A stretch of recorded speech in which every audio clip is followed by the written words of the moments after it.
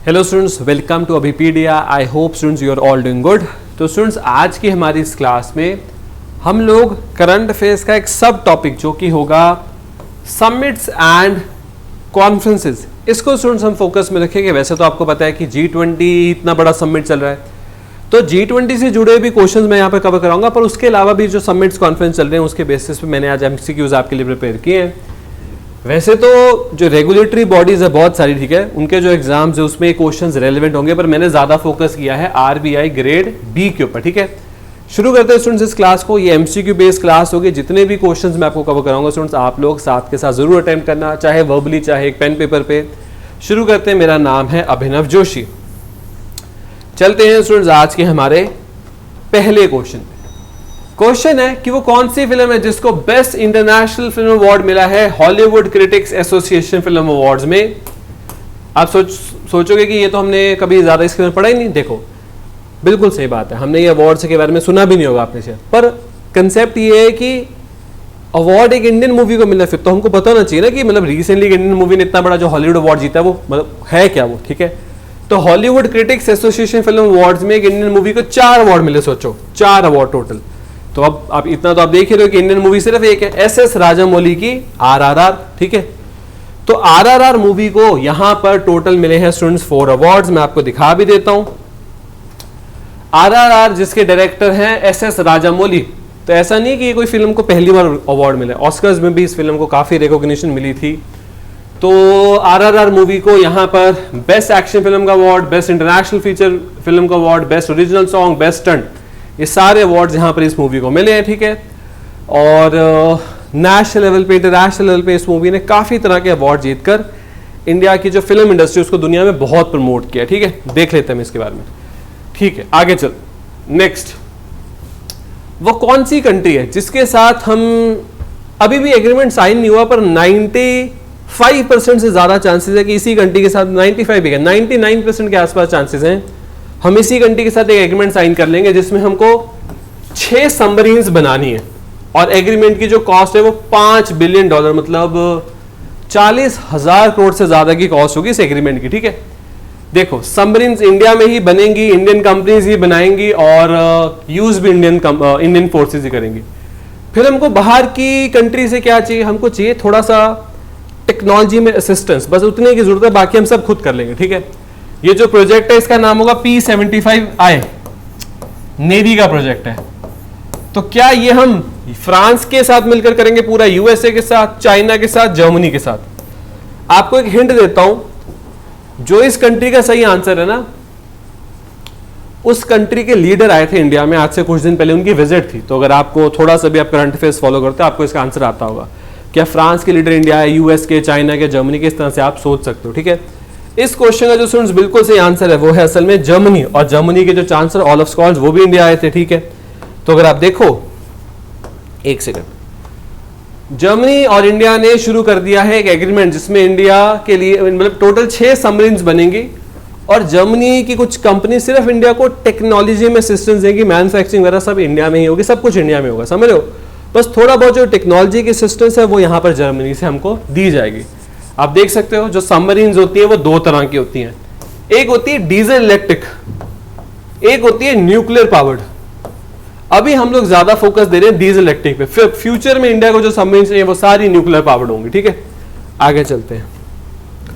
ठीक है, CRPF, central reserve police force, India में जो सेंट्रल पुलिस फोर्सेस है उसमें से सबसे बढ़िया CRPF, BSF, ITBP, Assam rifles, CISF, NSG, SSB सशस्त्र सीमा बल। ठीक है, टोटल 7 हैं, इनमें से सबसे बढ़िया CRPF, central reserve police force.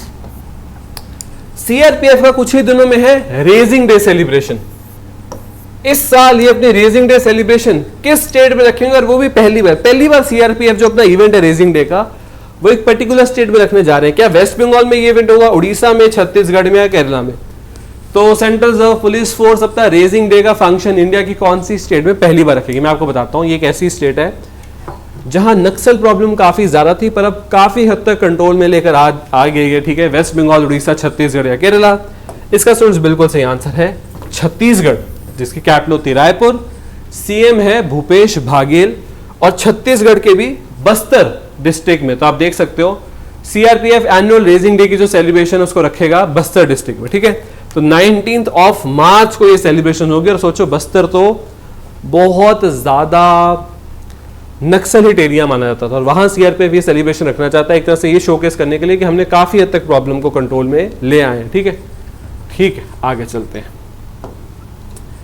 India के वो कौन से एक्टर हैं जिसको नेशनल एम्बेसडर अपॉइंट किया गया चाइल्ड राइट्स का? किसके द्वारा? यूनिसेफ के द्वारा, United nation international children emergency fund के द्वारा। क्या आयुष्मान खुराना को ये अपॉइंटमेंट दी गई है, अक्षय कुमार जी को, आमिर खान जी को, या सलमान खान? कौन से इंडिया के एक्टर को नेशनल एम्बेसडर बनाया गया चाइल्ड राइट्स का यूनिसेफ के द्वारा? आयुष्मान खुराना, अक्षय कुमार, आमिर खान या सलमान खान? इस क्वेश्चन का जो स्टूडेंट्स बिल्कुल ही सही आंसर है वो है असल में आयुष्मान खुराना। तो बहुत ही famous Indian actor Ayushmann Khurrana, national ambassador of child rights by UNICEF, ठीक है। आई होप आपने स्टूडेंट्स इस क्वेश्चन को अटेम्प्ट किया। यूनिसेफ क्या है? यूनिसेफ यूनाइटेड नेशंस के अंदर एक बॉडी है काम करने के लिए, जिसका मेन मोटिव है दुनिया में चाइल्ड राइट्स और जो चाइल्ड अब्यूज उनको रोकना, ये सब मेन मोटिव है यूनिसेफ का, ठीक है। ठीक है, आगे चलते हैं। Recently 49th edition GST council meeting का रखा गया, इसको किस शहर में रखा गया? निर्मला सीतारमण जो इंडिया के फाइनेंस मिनिस्टर, उनकी चेयरमैनशिप में रखा गया। वो तो फाइनेंस मिनिस्टर की चेयरमैनशिप में होता है, पर शहर कौन सा था? और अगली बार जब मीटिंग होगी वो 50th होगी, ये भी आपको बताना चाहिए। तो क्या इसको रखा गया? गांधीनगर, कोलकाता, न्यू दिल्ली या फिर चंडीगढ़? तो रिसेंटली, और आपको पता है जीएसटी काउंसिल की मीटिंग में बड़ी तरह की डिस्कशन होती है कि कुछ चीजों पे टैक्स कम करो, ज्यादा करो, ये सब डिस्कशन होती है। तो 49th जीएसटी काउंसिल की मीटिंग किसकी चेयरमैनशिप? सर चेयरमैनशिप तो निर्मला सीतारमण की थी, रखा कौन से शहर में? क्या गांधीनगर, कोलकाता, न्यू दिल्ली या चंडीगढ़? तो स्टूडेंट्स इस क्वेश्चन का जो बिल्कुल सही आंसर है वो है असल में नेशनल कैपिटल न्यू दिल्ली। तो 49th meeting of GST council रखी गई नेशनल कैपिटल न्यू दिल्ली में, ठीक है। निर्मला सीतारमण जी की लीडरशिप के अंदर इस मीटिंग को रखा गया, ठीक है। आगे चलते हैं। आई होप स्टूडेंट्स आप लोग क्वेश्चंस को साथ के साथ अटेम्प्ट जरूर कर रहे हो, वो बहुत ज्यादा इंपॉर्टेंट, ठीक है। ऐसा नहीं कि क्वेश्चन है तो आप वेट कर रहे हो कि अब इसका आंसर मैं बताऊंगा, नहीं। आप खुद कोशिश करो कि अच्छा अगर ऐसी न्यूज है तो कुछ आपने सुनी, कहीं पढ़ी, इसके बेसिस पे क्या आपका आंसर होना चाहिए, ठीक है। 4th ज्वाइंट ट्रेनिंग एक्सरसाइज 10 लिख 2023 में रखी गई पिथौरागढ़ उत्तराखंड में। इस पे इंडिया और किस कंट्री की फोर्स ने पार्टिसिपेट किया? देखो कितना एक अच्छा हिंट है, यहाँ ये फोटो लगी हुई है, फोटो पे फ्लैग लगा हुआ है, मतलब दूसरी कंट्री के लोगों ने एक फ्लैग लगाया हुआ है। क्या ये चाइना का फ्लैग है? नहीं, चाइना का तो बहुत रेड होता है। जर्मनी का नहीं, उसमें ब्लैक येलो रेड होता नहीं।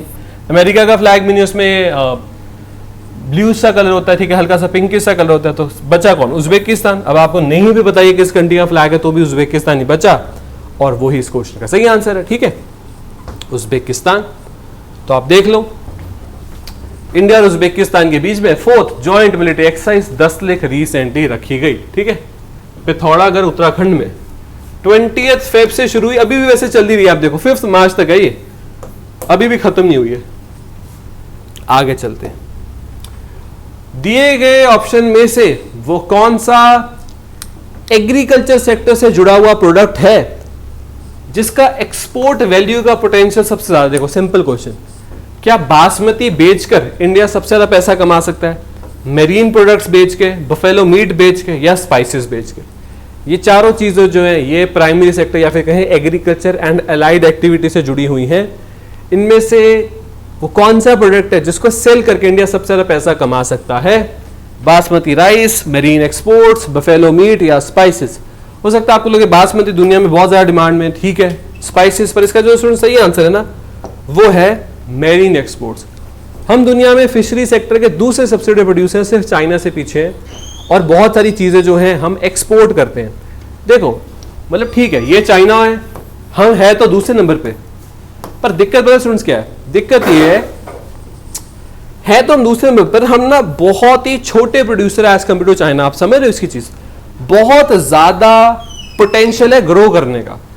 तो कहने को तो आप दूसरे में हो, पर आपके और पहले के बीच में गैप बहुत है, उसको हम जितना कम करेंगे इंडिया उतना ज्यादा और कमा सकता है, ठीक है। और हमारे पास तो कोस्ट लाइन इतनी बड़ी है, इतनी बड़ी तो इंडिया की कोस्ट लाइन, आप समझ रहे हो, हमारे पास तो पोटेंशियल ही बहुत ज्यादा, ऊपर से अंडमान निकोबार हैं, लक्षद्वीप हैं, ठीक है। इंटरनेशनल मॉनेटरी फंड IMF एक इंटरनेशनल ऑर्गेनाइजेशन है जिसका काम है दुनिया में इकोनॉमिक ग्रोथ रखना, फाइनेंशियल स्टेबिलिटी रखना। आजकल पाकिस्तान के साथ आईएमएफ की काफी डिस्कशन चल रही है, ठीक है। पूछा जा रहा है आईएमएफ के हेडक्वार्टर्स किस शहर में है? क्या यूके की कैपिटल लंदन में, ऑस्ट्रिया जो यूरोप में, ऑस्ट्रेलिया नहीं, ऑस्ट्रिया की कैपिटल वियना में, यूएसए की कैपिटल वॉशिंगटन डीसी में, या यूएसए के शहर न्यूयॉर्क में? कहां पर है हेडक्वार्टर्स इंटरनेशनल मॉनेटरी फंड के, जिसका काम है दुनिया में फाइनेंशियल स्टेबिलिटी मैनेज करना, फाइनेंशियल ग्रोथ मैनेज करना, ठीक है।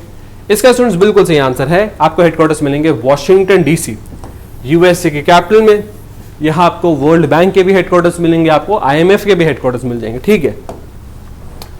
तो आईएमएफ के हेडक्वार्टर्स वॉशिंगटन डीसी, इसको 1945 में बनाया गया था। दुनिया में फाइनेंशियल स्टेबिलिटी मेंटेन करना इनका सबसे इंपॉर्टेंट काम है।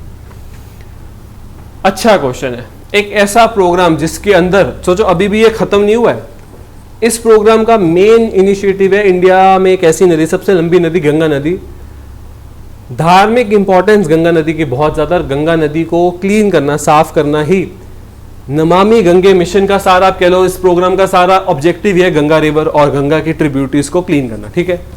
पूछा जा रहा है कि वो कौन सा साल है जिस साल में नमामि गंगे प्रोग्राम को लॉन्च किया गया था? 2011, 2014, 2015 या 2017? किस साल में इस प्रोग्राम को लॉन्च किया गया था?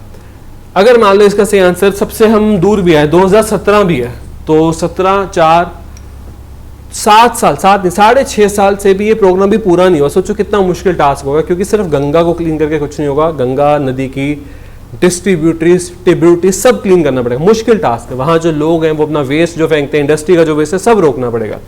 वैसे मैं आपको बताऊं 2017 नहीं, इसका सही आंसर है 2014। तो आप कह सकते हो जब हमारी कंट्री में सरकार बदली थी, कांग्रेस की जगह बीजेपी पावर में थी, तब इस नमामि गंगे प्रोग्राम की शुरुआत की गई थी। तो इस प्रोग्राम में क्या कुछ किया जा रहा है? Sewage treatment infrastructure, river surface cleaning, afforestation, biodiversity को और ज्यादा अच्छे से रखना, बहुत सारे काम पर अभी भी चीज इतनी मुश्किल है कि अभी भी और टाइम लग जाएगा, ठीक है। आगे चलते हैं, ठीक है स्टूडेंट्स।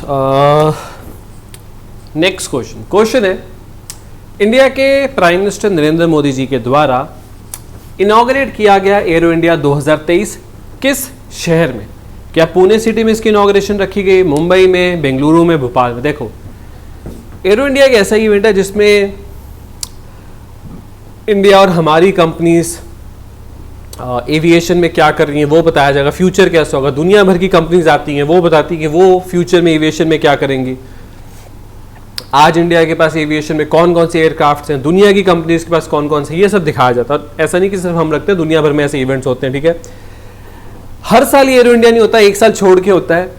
क्या इस बार जो 2023 में हुआ, इसको होस्ट किया गया पुणे सिटी में, मुंबई में, बेंगलुरु में या भोपाल में? किस सिटी में इसको होस्ट किया गया एरो इंडिया 2023? इस क्वेश्चन का स्टूडेंट्स बिल्कुल जो सही आंसर आपको पता होना चाहिए, क्योंकि बहुत बड़ा इवेंट था। इसका जो बिल्कुल सही आंसर है वो है कर्नाटका की कैपिटल बेंगलुरु में। बेंगलुरु में असल में इस बहुत बड़े इवेंट को होस्ट किया गया। तो प्राइम मिनिस्टर नरेंद्र मोदी जी के द्वारा 13 फेब को इनॉग्रेट किया गया था एरो इंडिया 2023। 14th एडिशन इस साल था, 14th एडिशन एरो इंडिया का, ठीक है। अब अगले से अगले साल होगा ये। इसका थीम था the runway to a billion opportunities. आगे चलते हैं, इंडिया में स्टूडेंट्स पहला national metro rail knowledge centre, इसकी शुरुआत की जाएगी। जैसा आपको बताया कि हमारी कंट्री में इस टाइम पे कम से कम 10 से 12 शहरों में मेट्रो नेटवर्क्स काम कर रहा है, ठीक है। और अगर आप देखो अगले 10 से 15 सालों में कम से कम और 10 से 15 शहरों में मेट्रो नेटवर्क आ जाएगा। तो इंडिया में आज से 10-12 सालों के बाद 30 के आसपास ऐसी सिटीज होंगी जहां मेट्रो काम कर रही होगी, ठीक है। तो ये जो national metro rail knowledge centre है, यहाँ पर काफी कुछ बताया जाएगा, कैसे मेट्रो सिस्टम्स काम करते हैं इंडिया में, कैसे शुरुआत हुई। सबसे बड़ा जो दिल्ली में, उसके बारे में बताया जाएगा। अब ये बन कहां पर रहा है national metro rail knowledge centre? Mumbai, Bengaluru, Chennai या फिर दिल्ली? तो स्टूडेंट्स कोशिश करो इसको अटेम्प्ट करने की। कहां बन रहा है इंडिया का first national metro rail knowledge centre? इसको स्टूडेंट्स बनाया जा रहा है नेशनल कैपिटल दिल्ली में। मैं आपको दिखा भी देता हूं। तो डीएमआरसी आपको पता है दिल्ली मेट्रो रेल कॉर्पोरेशन की फुल फॉर्म होती है India to get its first national metro rail knowledge centre in Delhi, और जरूरत भी इसकी काफी ज्यादा, ठीक है। आगे चलते हैं, वो कौन सी स्टेट, या ऐसे करते हैं इसको, ऐसे करते हैं, यूटी है जहां पर अनएम्प्लॉयमेंट रेट जनवरी 2023 में सबसे ज्यादा थी। अब ना स्टूडेंट्स फेब का भी डाटा आ गया है, मैं आपको ये बताता हूं। फेब में सबसे ज्यादा अनएम्प्लॉयमेंट रेट था हरियाणा में। ये जो डाटा ये वैसे थोड़ा सा पुराना है, इसमें भी आप देखोगे हरियाणा, तो हरियाणा रहता है ऑलमोस्ट नंबर 1 पे रहता है अनएम्प्लॉयमेंट रेट में, जो वैसे अच्छी चीज नहीं है। पर जनवरी में वो कौन सी स्टेट या यूटी थी जहां अनएम्प्लॉयमेंट सबसे ज्यादा था? गोवा, असम, दिल्ली या फिर जम्मू एंड कश्मीर? तो स्टूडेंट्स जनवरी के महीने में जम्मू एंड कश्मीर यूटी में अनएम्प्लॉयमेंट रेट सबसे ज्यादा था, आप देख सकते हो। तो जम्मू एंड कश्मीर, उसके बाद तो स्टेट्स में तो हरियाणा ही सबसे आगे रहता है, ठीक है। राजस्थान, ये सब वो स्टेट्स है जहां पर अनएम्प्लॉयमेंट रेट बहुत ज्यादा है। फिर दिल्ली, गोवा, असम, त्रिपुरा, इन सब स्टेट्स में सबसे ज्यादा अनएम्प्लॉयमेंट रेट रहता है, ठीक है। अगर हम देखें कम कहाँ रहता है, तो छत्तीसगढ़, उड़ीसा, तमिलनाडु, मध्य प्रदेश, इन स्टेट्स में अनएम्प्लॉयमेंट रेट कम है, ठीक है। आपको थोड़ा ये भी बता दूं कि मान लो अगर एक इंसान, जैसे मान लो 10 लोग, 10 नहीं 12 लोग, 12 में से 10 लोग नौकरी ढूंढ रहे हैं और 2 नौकरी करना ही नहीं चाहते, और इन 10 में से 8 को नौकरी मिल गई है, 2 को नहीं मिली है, तो जो फाइनल अनएम्प्लॉयमेंट रेट काउंट किया जाएगा ना, वो इनके हिसाब से किया जाएगा। इनको नहीं गिनना है जो ढूंढना ही नहीं चाहते नौकरी। अगर जो नौकरी ढूंढना ही नहीं चाहते उनको भी अनएम्प्लॉयड मानोगे तो सारी कैलकुलेशन खराब हो जाएगी, ठीक है। आगे चलते हैं। युवा संगम एक इनिशिएटिव है, प्राइम मिनिस्टर नरेंद्र मोदी जी की गवर्नमेंट के द्वारा इसको लॉन्च किया गया। इसमें India as a country, India का जो रिलेशन है वो किस रीजन की यूथ के साथ स्ट्रॉन्ग करना है। क्या इंडिया का रिलेशन साउथ इंडिया की यूथ के साथ और बेटर करना है? इंडिया का रिलेशन श्रीलंका की यूथ के साथ और स्ट्रॉन्ग करना है? इंडिया का रिलेशन वेस्टर्न इंडिया की यूथ के साथ और स्ट्रॉन्ग करना है? या फिर इंडिया का रिलेशन नॉर्थ ईस्ट इंडिया के यूथ के साथ और ज्यादा स्ट्रॉन्ग करना है? तो युवा संगम एक इनिशिएटिव है प्राइम मिनिस्टर नरेंद्र मोदी का। इसमें इंडिया एज अ कंट्री का रिलेशन, मतलब ऐसे समझ लो कि कहां की वो यूथ है जिसको और अच्छे से जानकारी देनी है इंडिया के बारे में, और अच्छे से मतलब और क्लोज लाना है कंट्री के लिए, ठीक है। तो देखो श्रीलंका तो इसका आंसर हो नहीं सकता, हम ऐसा क्यों इनिशिएटिव करेंगे? या तो साउथ इंडिया या वेस्टर्न इंडिया या नॉर्थ ईस्ट इंडिया। इसमें अगर आपसे मैं पूछूं कि कहां आपको लगता है कि ये इनिशिएटिव की जरूरत है, तो इसका बिल्कुल जो स्टूडेंट सही आंसर है वो है नॉर्थ ईस्ट इंडिया। तो धर्मेंद्र प्रधान जो एजुकेशन और स्किल डेवलपमेंट मिनिस्टर है, उन्होंने असल में इसके बारे में बताया कि इंडिया एज अ कंट्री और नॉर्थ ईस्ट इंडिया का जो यूथ है उनके बीच में जो एक तरह से आप कह सकते हो जो रिलेशन है उसको और स्ट्रॉन्ग करना ही इस इनिशिएटिव का मेन मोटिव है, ठीक है। ठीक है, वो कौन सी स्टेट है जहां ग्रीन हाइड्रोजन हब्स बनाए जाएंगे अगले 2 साल में? ये ग्रीन हाइड्रोजन स्टूडेंट्स पता है क्या है? देखो आपको ये तो पता ही होगा कि हाइड्रोजन एक फ्यूल की तरह यूज किया जाएगा बहुत ज्यादा फ्यूचर में। हाइड्रोजन को बनाने के लिए बिजली की जरूरत है, और जो हाइड्रोजन को बनाने के लिए बिजली या इलेक्ट्रिसिटी आपने इस्तेमाल करी, अगर वो एक ग्रीन प्रोजेक्ट चाहिए हाइड्रो से, सोलर से, तो वो बनने वाली हाइड्रोजन को ग्रीन हाइड्रोजन बुलाया जाएगा, ठीक है। कौन सी स्टेट है जो ग्रीन हाइड्रोजन हब्स बनाएगी ताकि बहुत बड़े स्केल पे ग्रीन हाइड्रोजन की प्रोडक्शन हो सके और उसको वेरियस एनर्जी सोर्सेज में यूज किया जा सके? क्या ऐसा उड़ीसा करने वाला है, असम, कर्नाटक या केरला? जो भी इस क्वेश्चन का सही आंसर है वो स्टेट इंडिया का जो एक ग्रीन इनिशिएटिव है उसमें बहुत बड़ा आप कह लो योगदान देना चाहती है, और इसका जो स्टूडेंट्स बिल्कुल सही आंसर है वो है असल में केरला स्टेट, ठीक है। तो केरला ग्रीन हाइड्रोजन हब्स को सेट करेगा अगले 2 सालों में। ऐसा इनिशिएटिव सेंट्रल गवर्नमेंट भी चला रही है, आपने सुना होगा, जो इंडिया की नेशनल हाइड्रोजन पॉलिसी है, ठीक है। पर केरला स्टेट अपने लेवल पे भी करना चाहती है, ये बहुत इंटरेस्टिंग चीज है केरला स्टेट की, ठीक है। वो कौन सी स्टेट गवर्नमेंट है जिसने कैंपेन लॉन्च किया है समग्र शिक्षा अभियान? इसमें ऐसी फैमिलीज जो फाइनेंशियली बहुत स्ट्रांग नहीं है, जहां रिसोर्सेज की कमी है, ऐसी फैमिलीज में जो डॉटर्स हैं उनको सपोर्ट करने के लिए ये जो इनिशिएटिव है ये स्टेट सरकार के द्वारा लॉन्च किया गया। क्या यूपी ने इसको लॉन्च किया, गुजरात, राजस्थान या फिर महाराष्ट्र? तो दिए गए ऑप्शन में से वो कौन सी स्टेट की सरकार है जिसने कैंपेन की शुरुआत करी समग्र शिक्षा अभियान, जिसमें अंडर प्रिविलेज क्लासेस या अंडर प्रिविलेज हाउसेस की जो डॉटर्स हैं उनको यहां पर सपोर्ट करना है? आई होप स्टूडेंट्स आपने अटेम्प्ट कर लिया हो। इस क्वेश्चन का बिल्कुल सही आंसर है UP, Uttar Pradesh. UP government ने लॉन्च किया है समग्र शिक्षा अभियान कैंपेन, ठीक है। आगे चलते हैं। 30th national child science Congress India में किस शहर में होस्ट की गई थी? स्टूडेंट्स में, बच्चों में साइंस को प्रमोट करने का एक बहुत बड़ा इवेंट था। रखा कहाँ गया था? यूपी के वाराणसी, नेशनल कैपिटल न्यू दिल्ली, उड़ीसा के भुवनेश्वर, गुजरात के अहमदाबाद। तो 30th national child science congress recently organise किया गया था इंडिया के किस शहर में? ये स्टूडेंट्स न्यू दिल्ली का गलती से यहाँ पर हो गया, इसका सही आंसर अहमदाबाद है, गुजरात का। ठीक है, मैं आपको चेक करा देता हूँ। तो हाँ बिल्कुल अहमदाबाद। तो 30th national child science Congress इसको ऑर्गेनाइज किया गया था गुजरात के अहमदाबाद में। ठीक है, ये जनवरी के एंड में हुआ था बिल्कुल। इसके साथ स्टूडेंट्स आज की इस क्लास में जितने क्वेश्चन, जितने न्यूज, जितने टॉपिक मुझे कवर करने थे मैंने कवर कर लिए। आई होप स्टूडेंट्स ये क्लास आपके लिए यूजफुल थी, आपने कुछ नया सीखा। अब जो मैंने आपको बोला था कि हाँ सॉरी मैं एक चीज़ बताना भूल गया था कि जैसे बड़े सारे स्टूडेंट्स को डाउट होता है कि करंट अफेयर्स के लिए कोई एक सोर्स नहीं मिलता, कोई ऐसा प्लेटफॉर्म नहीं जहाँ से हमको सारा मटेरियल मिल जाए, नोट्स मिल जाए, क्लासेस मिल जाए। तो स्टूडेंट्स उसमें मैं आपकी कैसे मदद करूँगा वो मैं आपको यहाँ पे बिल्कुल बता देता हूँ कि कैसे मैं आपको करंट अफेयर्स की प्रिपरेशन में हेल्प कर सकता हूँ।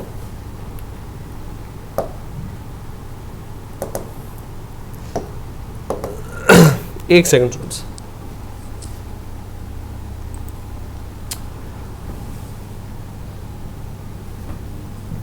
ठीक है स्टूडेंट्स। तो आपने करना क्या है, आपने स्टूडेंट सिंपली गूगल पे सर्च करना है abhipedia.abhimanyu.com। जब स्टूडेंट्स आप यहां पे क्लिक करो ना तो आपने ये चूज एग्जाम पे जाना है। अब आप जिस भी एग्जाम की तैयारी करो, ठीक है, मतलब जो भी कैटेगरी में जिस भी एग्जाम की तैयारी करो आपने वो पर्टिकुलर एग्जाम को चूज करना है। हो सकता है आप कोई रेगुलेटरी बॉडी के एग्जाम की तैयारी करोगे, बैंकिंग, कोई स्टेट, ठीक है, कोई भी। तो आपने स्टूडेंट्स क्या करना है, आपने यहाँ पर रेगुलेटरी बॉडीज में चलो आरबीआई ग्रेड बी एग्जाम की मान लो आप तैयारी करो, ठीक है, आपने उसको यहाँ पर चूज कर लिया, ठीक है। उसके बाद स्टूडेंट्स आपने जाना है यहाँ पर नीचे वीडियो कोर्सेज पे, ठीक है, क्योंकि जो मैं आपके लिए करंट अफेयर्स की क्लासेस बना रहा हूँ ना ये वीकली बेसिस पे वीडियो फॉर्मेट में, उन्हीं क्लासेस के नोट्स, उन्हीं क्लासेस के क्वेश्चन, सब कुछ आपको वहाँ पर अवेलेबल हो जाएगा इस कोर्स में, ठीक है।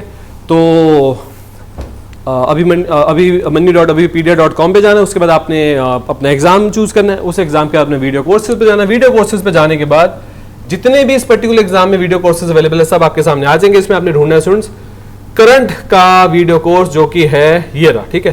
तो आप देख सकते हो जो करंट जीके का वीडियो कोर्स आपको यहाँ पर देखने को मिल जाएगा। इस करंट जीके स्टूडेंट जैसे आप वीडियो कोर्सेज पे क्लिक करोगे जो वेरियस वीडियोस, जो पीडीएफ, जो सब कुछ जो अवेलेबल है आपको यहाँ पर देखने को मिल जाएगा। इस कोर्स को स्टूडेंट्स आप परचेज कर सकते हो। इसका जो प्राइस है यहाँ पे लिखा हुआ है। अगर आप इस कोर्स को परचेज करते हो तो परचेज के दिन से लेके फाइनल आपके एग्जाम तक आपको और करंट अफेयर्स में किसी चीज़ की जरूरत नहीं पड़ेगी, ये आपके लिए मोर देन इनफ होगा। तो जिन स्टूडेंट्स को भी करंट अफेयर्स में प्रॉब्लम आ रही है उनको मैं कैसे हेल्प कर सकता हूँ, आई होप मैं आपको ये समझा पाया। मिलेंगे स्टूडेंट्स हम अपनी अगली क्लास में, तब तक thank you and have a very successful day. Thank you students, thank you.